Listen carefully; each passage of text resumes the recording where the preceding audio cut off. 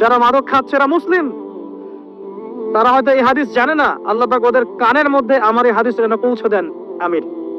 নবী সাল্লাল্লাহু আলাইহি ওয়াসাল্লাম বলেছেন, আমি মেরাজের রাতে যখন গিয়েছি তখন এক শ্রেণীর মানুষকে দেখেছি, ওদেরকে শাস্তি দেওয়া হচ্ছে।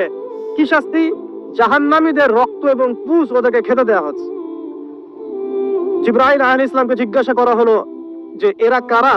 তিনি বললেন, এরা আপনার উম্মতের সেই সব ব্যক্তি যারা মাদকদ্রব্য সেবন করত। আল্লাহ রাব্বুল আলামিন তার হাবিবের মাধ্যমে জানিয়েছেন, যখন কোন মুসলিম মাদক সেবন করে বা কোনো ব্যক্তি মাদক সেবন করে তখন 40 দিন তার নামাজ কবুল হয় না। এরপর যদি সে তওবা করে তাহলে আল্লাহ পাক তার তওবা কবুল করবেন ইনশাআল্লাহ। যদি সে আবারও মাদক খায় তওবা করার পর, আবার 40 দিন তার নামাজ কবুল হবে না। যদি সে আবার তওবা করে আল্লাহ পাক আবার তাকে মাফ করে দিবেন। যদি সে আবারও মাদক খায় আবার 40 দিন তার নামাজ কবুল হবে না। তারপর যদি আবার তওবা করে আবার আল্লাহ তাকে মাফ করে দিবে।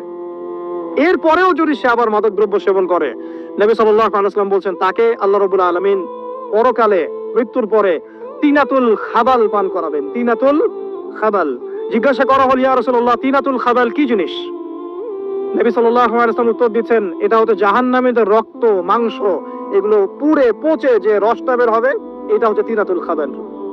একটা বিষয় শোনেন, কি কারণে আপনি সেখানে যাচ্ছেন? হতাশা, হতাশা অথবা সঙ্গ, এটা হচ্ছে জাহান্নামীদের রক্ত।